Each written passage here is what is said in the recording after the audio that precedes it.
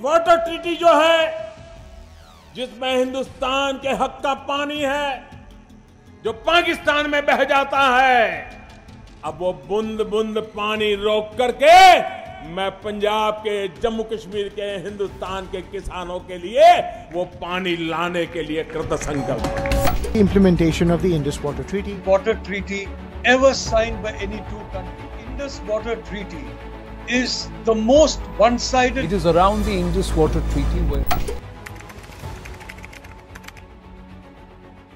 सिंध जनूबी एशिया का एक अहम दरियाई निज़ाम है जो दरियाई सिंध और इसके मुआविन दरियाओं पर मुश्तमिल है।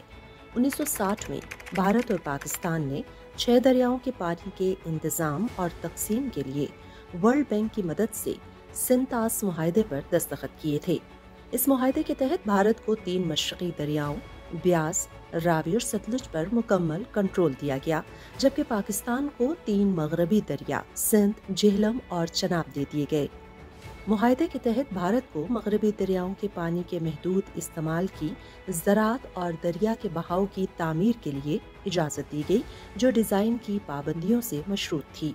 सिंध मुआहदे के तहत दोनों ममालिक के दरमियान पानी की तकसीम के तनाज़ात को हल करने के लिए एक मुस्तकिल इंडस वाटर कमीशन भी कायम किया गया।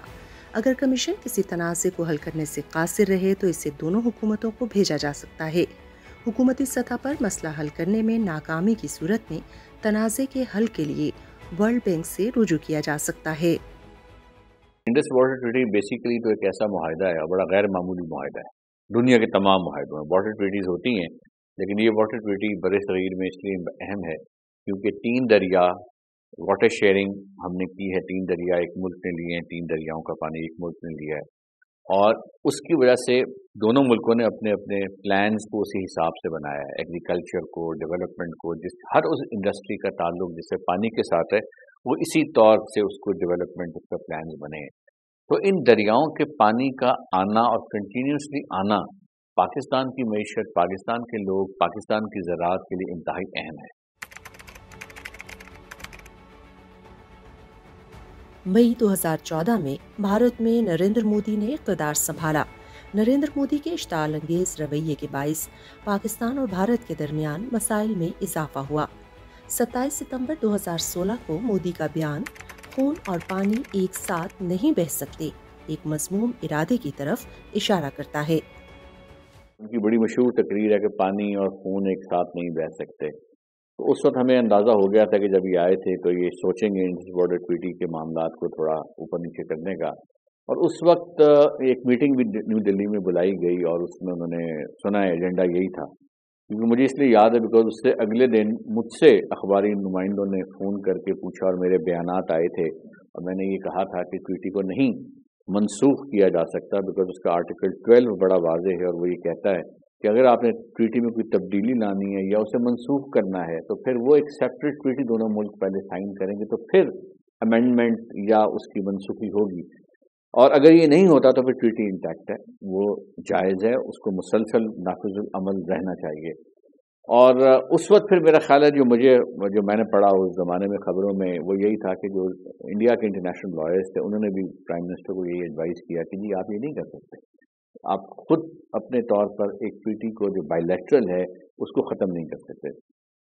मगर उस वक्त उन्होंने एक टास्क फोर्स बिठाई जिसमें एक्सपर्ट्स थे सारे, और मेरा ख्याल ये कि वो टास्क फोर्स जो है वो इसके मुख्तलिफ पहलुओं पर काम करते रही 2-3 साल से, और उसके बाद फिर ये पेशरफ्त आपको एकदम नज़र आती है जो नोटिस आता है। तो मेरा ख्याल है वो अपना काफ़ी होमवर्क करने के बाद किसी नतीजे पर पहुँचे हैं और उस नतीजे को के बाद एक स्ट्रेटजी बनाई है और ये उस स्ट्रेटजी का शायद पहला कदम है। भारत ने पाकिस्तान को सिंध मुआहदे में तरमीम की तजवीज़ देते हुए नोटिस भेजा है और 90 दिन में जवाब देने की दरख्वास्त की है। ताहम ये मुआहदा एक तरफा तरमीम की इजाज़त नहीं देता। इस मुआहदे में किसी भी तरमीम के लिए दोनों फ़रीक़ैन का इत्तफ़ाक़ राय ज़रूरी है।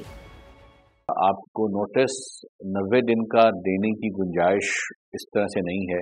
कोई अगर इशू हो ट्रीटी की बाबत या ट्रीटी की इंटरप्रिटेशन की बाबत या किसी और इशू पर, तो एक कम्युनिकेशन चैनल ट्रीटी के अंदर मौजूद है। इंडस वाटर कमिश्नर दोनों आपस में मुलाकातें करते रहते हैं, उनकी एक्सचेंज होती है, उनकी इन्फॉर्मेशन एक्सचेंज होती है और कम्युनिकेशन सारी उन्हीं के थ्रू होती है।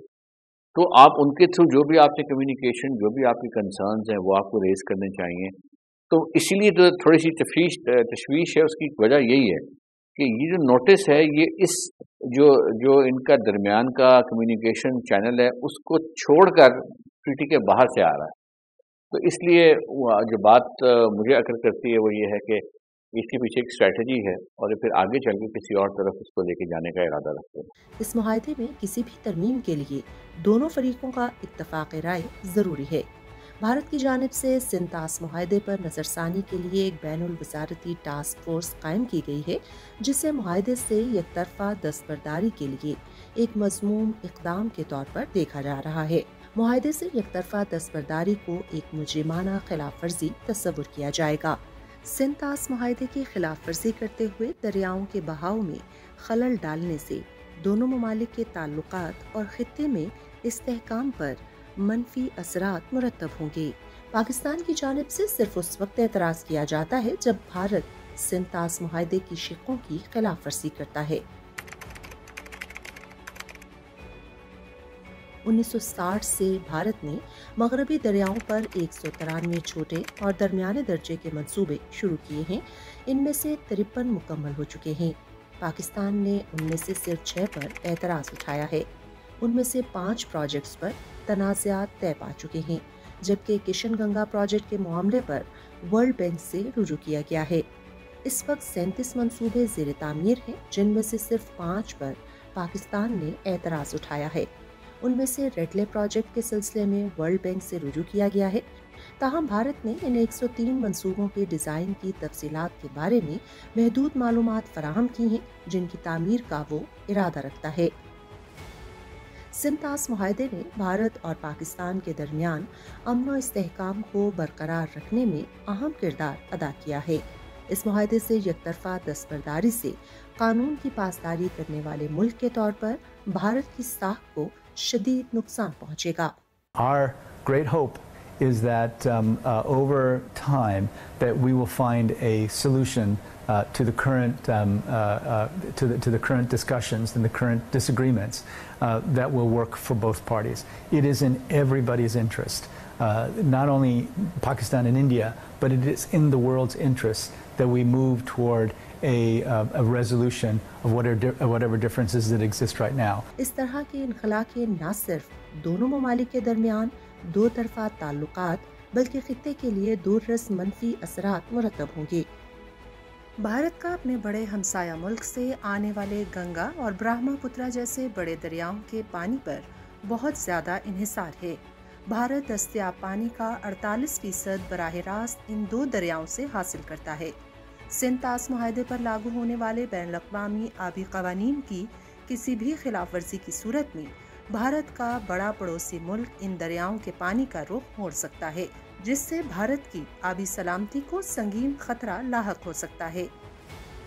سنتاس معاہدے کے مطابق مشترکہ آبی وسائل کی منصفانہ تقسیم کو یقینی بنانا دونوں ممالک کے مفاد میں ہے.